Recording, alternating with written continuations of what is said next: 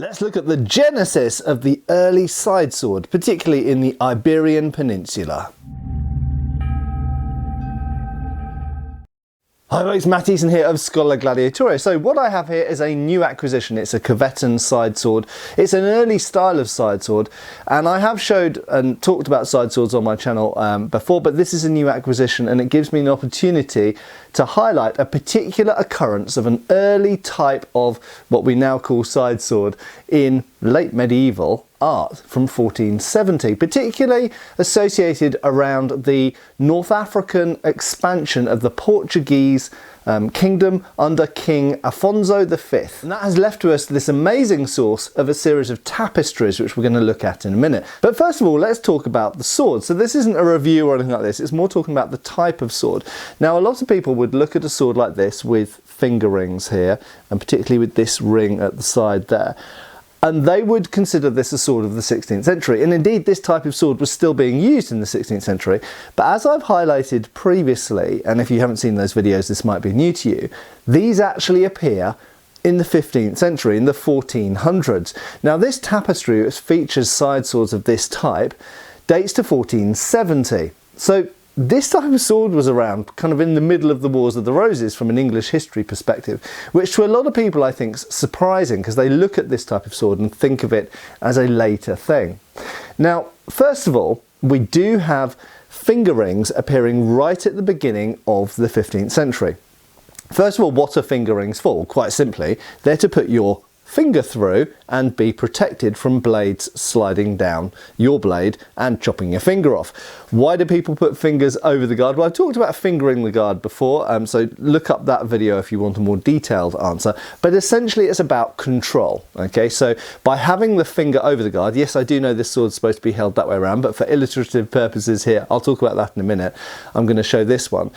Having the finger over the guard gives you an extra leverage point, okay? So a little bit like putting your thumb up the back of a sabre, or a finger through a loop on certain types of German sabre, or certain types of, obviously anything else that has a finger ring, like later rapiers and stuff like this, which actually come from this sword and even small swords. Or indeed a modern so-called orthopedic grip in modern Olympic fencing. So it gives you an extra control point, but in addition to that, if you're practicing a thrust-centric, or not even thrust-centric, but a system of fencing where you use thrusts an awful lot, it has the advantage of bringing the point more in line with the rest of the arm, and it makes thrusting more easy and more accurate. But even if you're just talking about cutting, it gives you this extra control point and leverage point. Now, finger rings, as I say, first appeared in the early 15th century. In fact, we've looked at early examples before because they turn up in the Alexandria collection of swords, or hoard, sometimes referred to, the Alexandria swords, which I worked on this LK Chen replica of a particular example with. And you'll notice this has a single finger ring on one side. Now, the most famous example of this type of sword with a single finger ring, and it's from the Alexandria group, is in the Royal Armouries.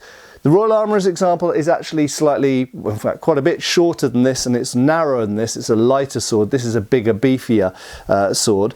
But they are really quite small. You'll notice the early finger rings are just a little extension there. So this is the birth of the finger ring. This is where they first appear. The earliest example that I'm aware of off the top of my head is from about 1396. So amazingly, they already appear in the 1300s. But most people think about finger rings on 16th century swords, and I think a lot of people are aware that they first start to become common towards the late 1400s, and that's what we're going to look at here. So finger rings come about particularly in Spain and Italy, okay, and Portugal. So when I say the Iberian Peninsula, for anyone who doesn't know, that means Spain and Portugal. So finger rings first seem to start to appear in Spain and Portugal and Italy. And they're often associated, in art anyway, with sword and buckler fencing, a buckler being a small shield. So also, of course, because you've got a finger through there, you might think that that's a civilian-specific adaptation to protect an unarmoured hand.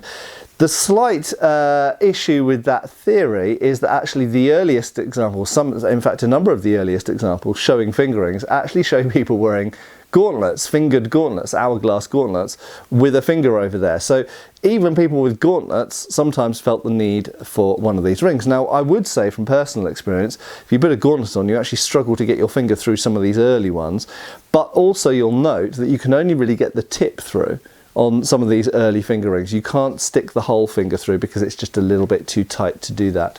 But nevertheless, they're often accompanied with these Oakshott Type 19 blades, incidentally, as shown here, but not always. You find them on other types of blades as well.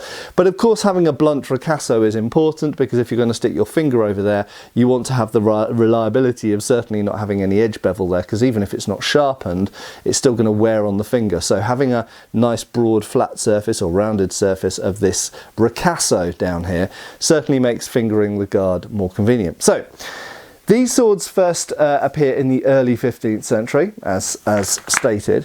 However, they're certainly not common, and they don't turn up a lot in art until we really get to the middle of the 15th century, so the middle of the 1400s. But this sword we're going to look at now is very interesting, because you will notice that, first of all, the next thing that happens is, rather than just having one ring, the ring gets larger and we get a pair of them. Okay, now this is interesting for a number of reasons.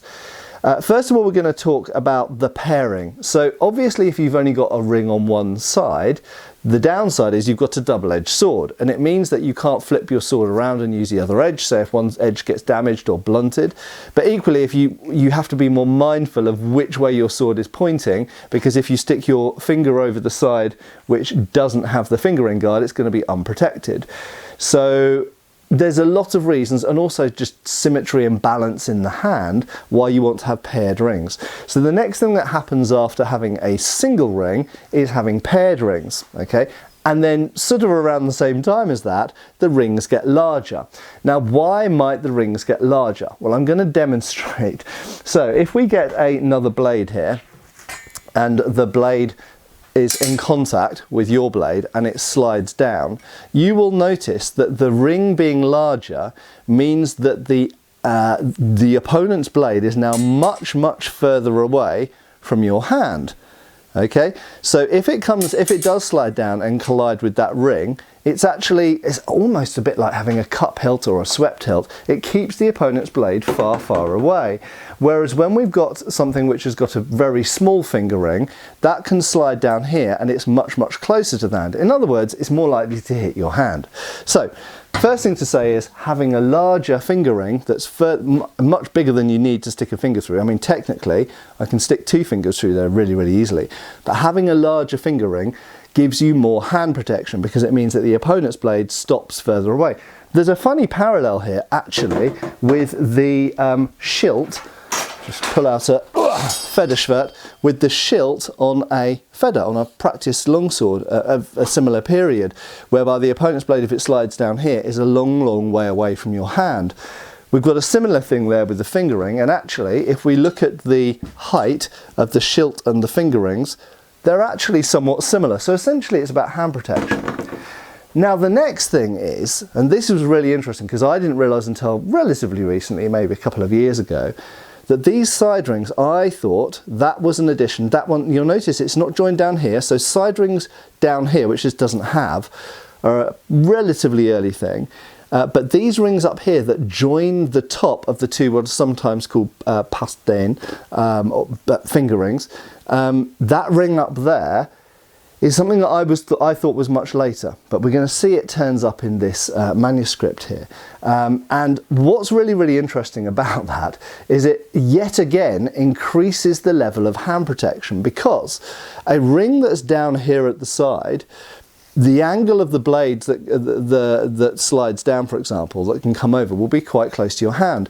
But by having that ring up there, it basically has the contact point. If I just use this Feder, the contact point is now a long way away from your hand and keeps your hand much safer. With the simple addition of one ring, it's not like a cup hilt or a swept hilt, it's not like a major new addition. It's just joining those two finger rings with another ring keeps the opponent's blade far, far away.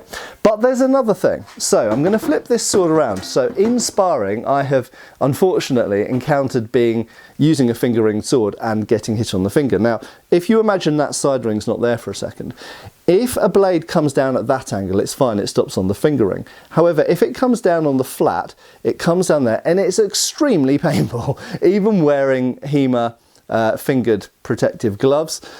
The problem is that essentially if it misses that kind of angle on the finger ring and just comes down here, your finger is squished between the opponent's blade and your cross guard. So that is extremely painful. Now, flip it around. This is the outside of the sword. If you have that ring, it cannot get down there now. So there's a logical progression here that we see. Okay, first of all, a single finger ring, that makes sense. Making the finger ring bigger, that makes sense. And making them paired, that makes sense. And finally, adding this ring at the top makes sense because it protects that finger down there. And swords which only have a side ring here and don't have this one, that finger is still very, very vulnerable to being hit by things which come down the plane of the flat of the blade. So here is the tapestries that I was talking about, the art that I was talking about. So this is from a book called The Invention of Glory, Afonso V and the Pastrana Tapestries. Now, anyone who's a massive armour geek like me, or anyone who's on the 15th Century Armour page on Facebook, the Pastrana Tapestries get used a lot. They're full of brigandines and sallets and all sorts of things that are extremely interesting. And it's also worth noting that Iberian armour, so Spanish and Portuguese armour, is characteristic. So we often talk on this channel about English armour, Italian armour, German armour, but you know, there were French styles of armour, Spanish, Portuguese, and some of the tendencies on Spanish and Portuguese armour are similar to English, some to French, but they are distinctive. Distinctive styles of helmet, for example. And there are things we see in the Iberian art which you see less outside of the Iberian Peninsula. So anyway, getting to the actual swords. So this is the sword. Hopefully you're going to be able to see it okay on screen. Let's focus on here. There we go. So this is King Afonso V. And you can see it's him because he's got a crown on his head here. And look at that sword. You have the cross guard, you have two big finger rings, and then you have a joining ring that we've just been looking at the side there. Okay, so it's actually a very similar sword in some ways. There's slightly different, shaped quillons and slightly different proportions and slightly different pommel, but fundamentally, in terms of the basic features it's got, a cross guard, two large finger rings and another ring added at the top of the finger rings, it's functionally the same as this, okay? And this is 1470, okay? So that type of developed side sword, which again is a modern term, they just would have called it a sword, it's an arming sword with added hand protection, was already around and developed that much in 1470 in Portugal, and in this case in North Africa actually, so Portuguese army in North Africa. And I've pulled out another example here which shows a different, this is just a common soldier using the same, he's actually, I think he's fighting going into, or yeah, fighting his way into a castle. So here we go. Scaling up here, he's wearing a brigandine, he's got nice arm harness, symmetrical, oh no, it's asymmetrical arm harness, Italian style. But if you look at the sword there, let's see if we can get close enough.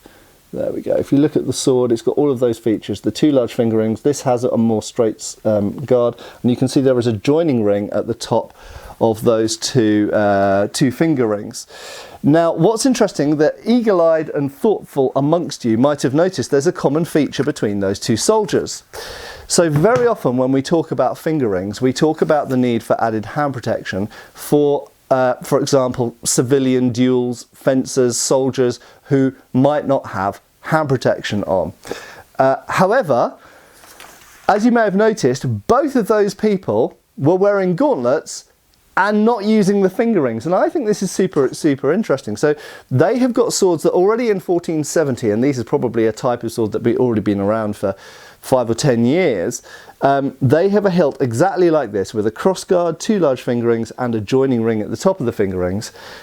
And they're not being used in a civilian context, they're being used in war, and they're not even being used with the finger ring there. Now I've got my gauntlet here, which is actually a very similar type of mitten gauntlet to what they're both wearing. Fundamentally an Italian style gauntlet, and they are holding it like a basic old arming sword, and they're using it as an arming sword in armour against other people in armour, and they're not using the finger rings at all.